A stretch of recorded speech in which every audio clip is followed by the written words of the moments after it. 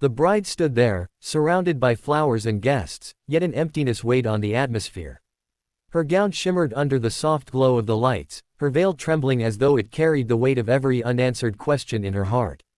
She had been promised joy, companionship, and a lifetime of partnership, but as the ceremony began, the seat where the groom should have stood remained vacant.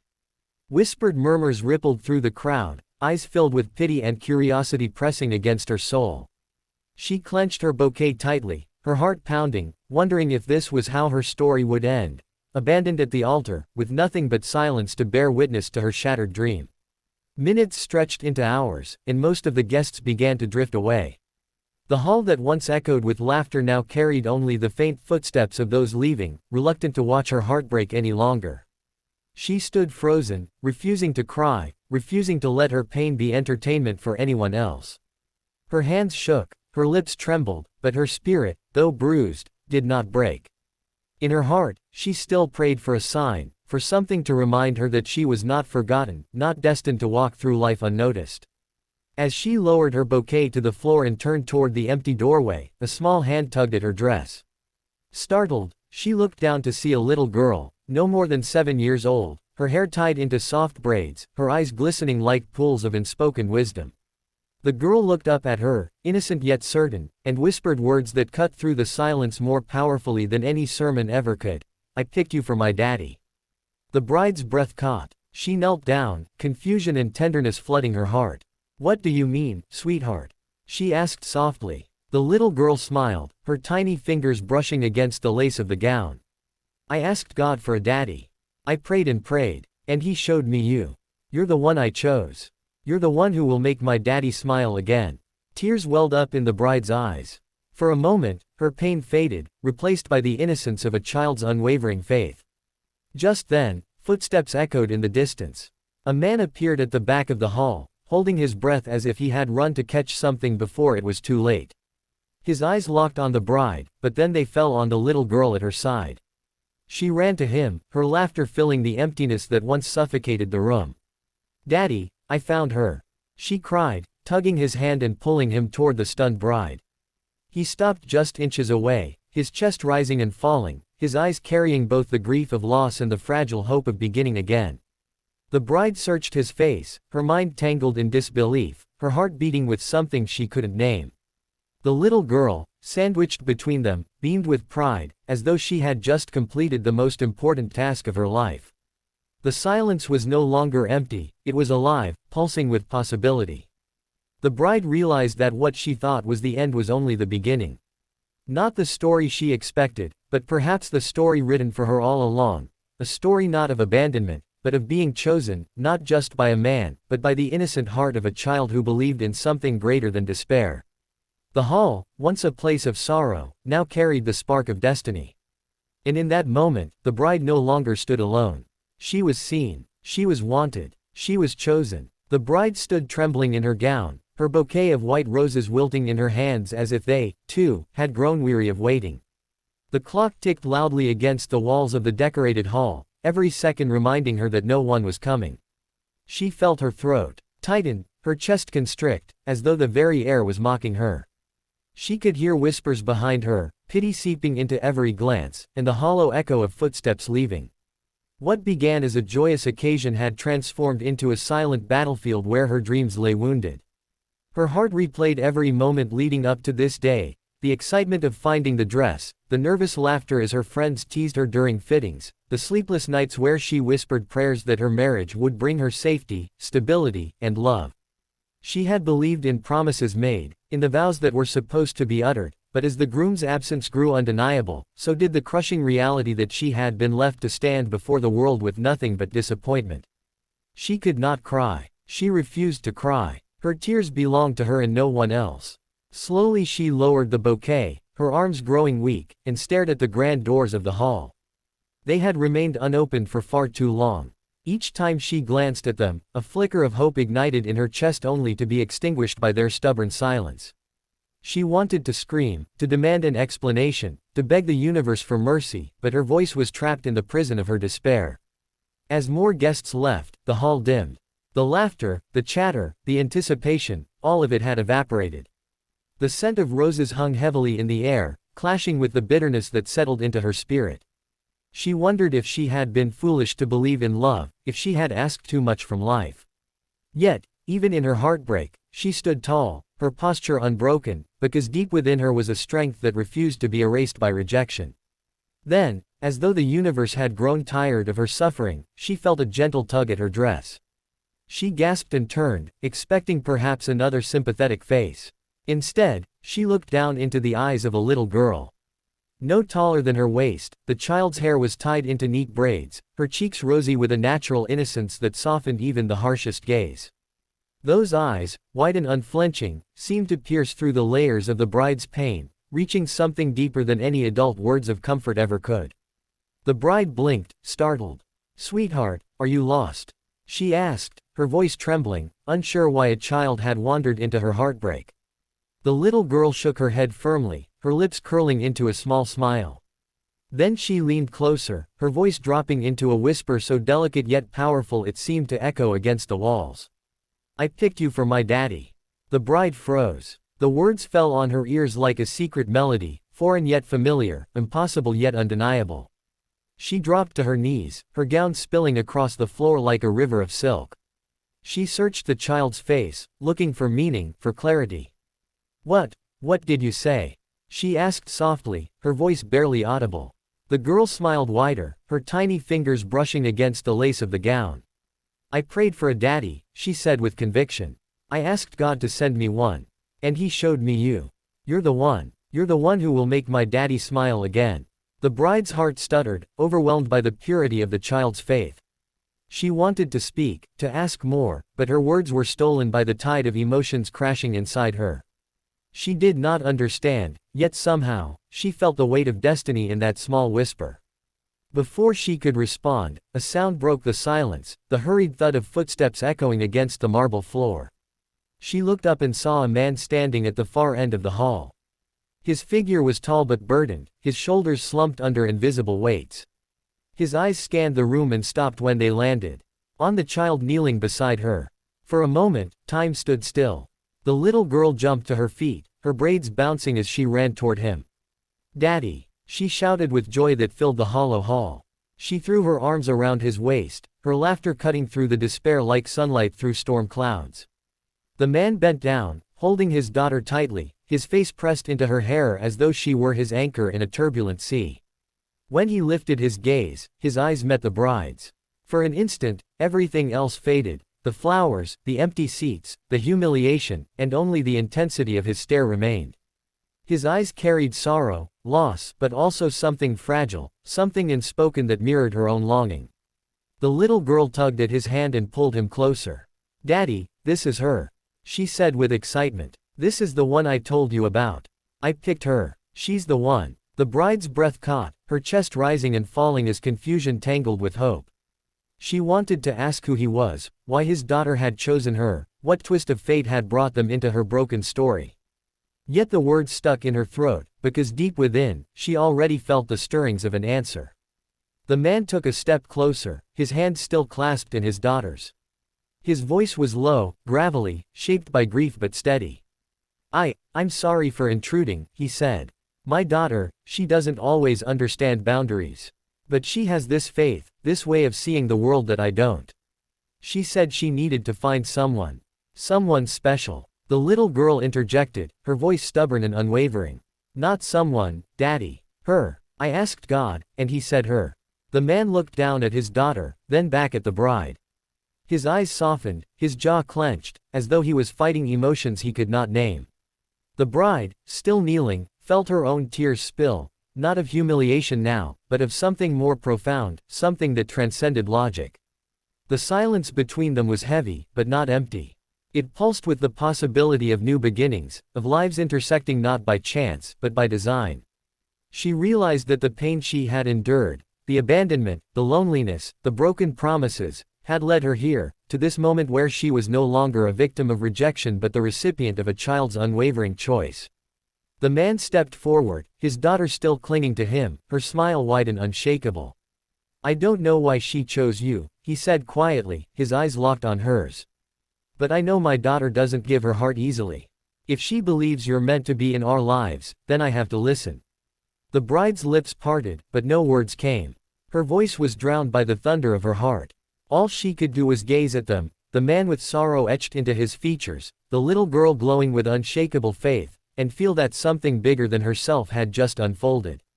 That night, she lay awake replaying the whisper in her mind, "I picked you for my daddy." The words haunted her, but not in pain. They pulsed with meaning, with destiny. She wondered who this man was, what story had carved grief into his soul, and why his daughter had chosen her among all the world's faces. In the weeks that followed, their paths intertwined in ways neither could have anticipated. He explained, slowly, that he had lost his wife years ago in a tragic accident. Since then, he had poured all of himself into raising his daughter, shielding her from loneliness even as he carried his own. The little girl had grown up with bedtime prayers, asking God for a mother, asking him for someone who could restore joy to their quiet home. When she had seen the bride that day, standing abandoned yet unbroken in her gown, she believed her prayers had been answered. To her innocent heart, it was not a ruined wedding but a doorway to a promise. She had seen in the bride not despair, but strength, beauty, and love waiting to be given. The bride listened, her own heart softening as she understood. Her pain had not been meaningless, it had been preparation. Her broken altar had not been the end of her story, it had been the beginning of theirs. Slowly, she let herself feel again. She let herself laugh at the little girl's silly jokes, let herself cry at the man's quiet confessions, let herself hope where once there had been none. Love did not arrive as she expected, wrapped in the perfect package of a fairytale wedding.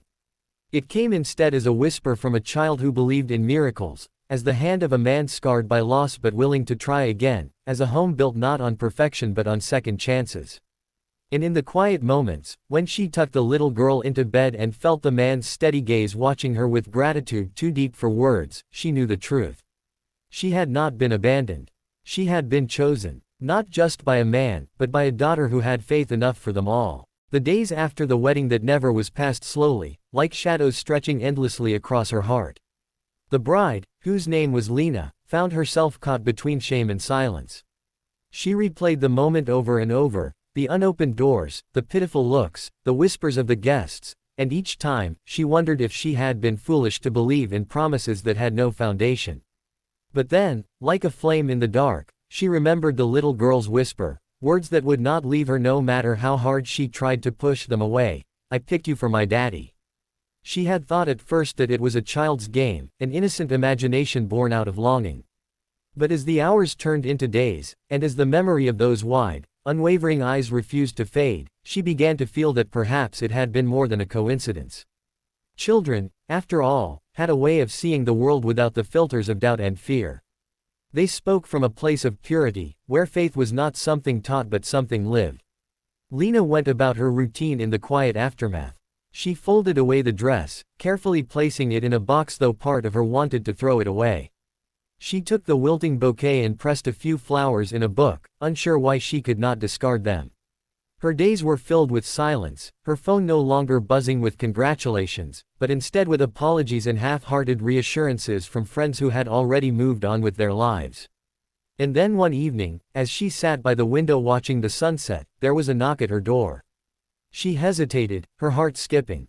When she opened it, she found the man and his daughter standing there, their silhouettes framed by the dying light. The little girl clutched a small stuffed rabbit, her braids swinging as she tilted her head and smiled. "Hi," the man said awkwardly. His voice was soft, almost cautious, as though he feared she might close the door in his face. "I'm sorry for disturbing you. My daughter insisted we come." The little girl stepped forward, tugging at her father's sleeve. "I told you, Daddy. We can't wait. She's the one." Lena's throat tightened. She wanted to smile, wanted to speak, but the weight of her emotions rendered her silent. She stepped aside and gestured for them to come in. The man hesitated before entering, but the child walked in confidently, her small feet patting across the floor as though she had been here 100 times. They sat together in the modest living room. The little girl immediately curled up on the sofa, her stuffed rabbit in her lap, while her father introduced himself. His name was Daniel. His voice carried the heaviness of someone who had endured more than he could bear, and as he spoke, she began to understand the sorrow etched in his features. He told her about his wife, about how they had met young, full of dreams, about the life they had built together, and how it had all come undone one stormy night when an accident claimed her life. His daughter, Grace, had been only 5 then. Since that day, Daniel had tried to fill both roles, working hard to provide, tucking her in at night with stories his wife used to tell, doing his best to shield her from the hollowness that haunted their home. But children noticed more than adults believed. Grace had noticed the way her father's eyes lingered on empty chairs, the way his laughter was rare and fleeting, the way silence had settled like a permanent resident in their house. So she began to pray. Every night, she knelt by her bed, clutching her stuffed rabbit, and whispered to God, "Please send me a mommy. Please make Daddy smile again." And then came the day of Lena's abandoned wedding. Grace had tugged at her father's hand, insisting she needed to go into the church, insisting she felt something pulling her there. He had resisted, confused and embarrassed, but her stubbornness prevailed. That was when she had seen Lena standing there alone, and something in her young heart knew. She had not seen a broken bride, she had seen an answer. As Daniel spoke, Lena listened with tears streaming down her face. She felt as though invisible threads had been weaving their lives together all along, threads she had never noticed until now. It was painful, it was messy, but it was real. In the weeks that followed, their visits became more frequent. Grace insisted on seeing Lena often, dragging her father along with childlike certainty. At first, Lena thought it would be awkward, that she would not know how to fit into their world. But the little girl made it easy. She would bring drawings and proudly present them to Lena, she would chatter endlessly about school, and sometimes, she would simply climb into her lap as though she had always belonged there. Daniel was more cautious. He carried the scars of loss, and the thought of opening his heart again terrified him. Yet he could not ignore the way his daughter's laughter grew louder in Lena's presence, or the way his own shoulders felt lighter when she smiled at him. Slowly, he began to let his guard down. He told her about his fears, about the nights he stayed awake wondering if he was enough for his daughter, about the guilt that haunted him whenever he even thought of moving on. Lena listened, not with judgment, but with compassion, her own wounds making her more tender toward his. One evening, as they sat together after dinner, Grace fell asleep on the sofa, her stuffed rabbit still clutched tightly in her hands. Daniel looked at her, then at Lena, his voice breaking as he whispered, "I don't know how she knew. But she's never been wrong about what her heart tells her. And I don't want to believe in coincidences anymore." Lena reached for his hand, her fingers trembling as they touched his. In that moment, she realized that her story had not ended at the altar. It had only begun. As months passed, their bond deepened. Grace would often take Lena's hand and place it in her father's, giggling as though she were conducting some grand orchestration of fate. She would draw pictures of the 3 of them together, stick figures holding hands under a bright sun, and proudly pin them to the refrigerator. But it wasn't always easy. There were moments when Daniel pulled back, overwhelmed by guilt for feeling something new. There were moments when Lena questioned whether she was strong enough to step into a role she had never imagined for herself. There were awkward silences, misunderstandings, and nights when tears were shed in private. Yet through it all, Grace remained the steady flame. Her innocence, her faith, her unwavering belief that Lena was meant to be in their lives, kept them from drifting apart. She was the glue that held them together, the voice that reminded them to trust in something greater than their fear. One rainy afternoon, as thunder rolled in the distance, Grace climbed into Lena's lap and whispered, "Don't be sad anymore. You're my mommy now." The words pierced Lena's heart, filling the hollow places with warmth she had never known. She hugged the little girl tightly, tears falling freely, not of sorrow, but of healing. Daniel watched from the doorway, his eyes glistening. He realized then that love was not about replacing what had been lost, but about embracing what had been given. And what had been given to them was a second chance, wrapped not in perfection, but in the laughter and stubborn faith of a child who had prayed them together. Time softened the rough edges of their story. What began as tragedy slowly blossomed into something unexpected and beautiful. Lena found herself no longer haunted by the memory of unopened doors, but grateful for the one door that had opened her life to Daniel and Grace. She began to see her pain not as a curse, but as a pathway that had led her here. And as she tucked Grace into bed one evening, the little girl sleepily whispered, "I told you, Mommy. I picked you." Lena kissed her forehead, her heart overflowing, and for the first time in a long time, she believed in love again. The hall still echoed in her memory. Even when she closed her eyes at night, Lena could see the flowers, the archway, the empty space where someone was supposed to be waiting. She could still hear the whispers of the guests, the way shoes shuffled awkwardly when people realized no groom would arrive, and the slow exodus of footsteps that left her standing alone. The shame should have broken her, but what haunted her most was not the man who had abandoned her. It was the little girl's voice, soft and certain, whispering, "I picked you for my daddy." That night after everyone had gone, she had sat in the dressing room for hours, unable to move, her dress pulled around her like a cage of white silk. Her friends had come, offered words of comfort, and left. The florist had returned to pack up the remaining bouquets. Even the caterers had loaded their trays and exited quietly, avoiding her eyes. When she finally left the hall, she carried nothing with her except the whisper of a child she didn't know and the heavy silence of dreams undone. In the days that followed, Lena's home felt suffocating. The framed invitations on the counter mocked her. The unopened wedding gifts in the corner stood like a cruel reminder. She stopped answering phone calls, stopped scrolling through the endless stream of pity on social media. People were quick to send comforting words, but their curiosity lingered behind their messages like smoke. She wanted to disappear, to be invisible, to not be the girl abandoned at the altar. Yet, amid the wreckage, the memory of that child grew stronger. Wide eyes, a braid swinging against her cheek, small fingers tugging at her gown. A voice too steady for its age saying, "I asked God for a daddy, and he showed me you." Lena tried to dismiss it. Children often lived in fantasy, creating stories to cope with loss or longing. But every time she convinced herself it was nothing, her heart rebelled. It had not been fantasy. It had been conviction, pure and unshakable. 3 days later, as she sat by the window watching dusk settle, she heard a knock at her door. Her heart sank, she wasn't ready to face anyone. But the knocking continued, gentle yet persistent. When she opened the door, her breath caught. Standing there was the man from that night, the one who had arrived too late, the one whose daughter had run into his arms. His daughter was with him now, her stuffed rabbit clutched against her chest, her eyes alight with the same unwavering certainty. "Hi," the man said, his voice quiet, almost unsure. I hope this isn't too forward. My daughter insisted we come." The little girl stepped forward, beaming. "I told you, Daddy. She's the one." Lena's throat tightened. She glanced at the man, at the girl, then stepped aside. They entered, the little girl immediately bouncing onto the sofa, kicking her shoes off with childlike ease. Her father sat carefully, his hands folded, his posture rigid. "My name is Daniel," he said after a pause. His eyes were tired, his tone weighted. "This is Grace. I think she already told you too much." Lena managed a faint smile, though her chest ached.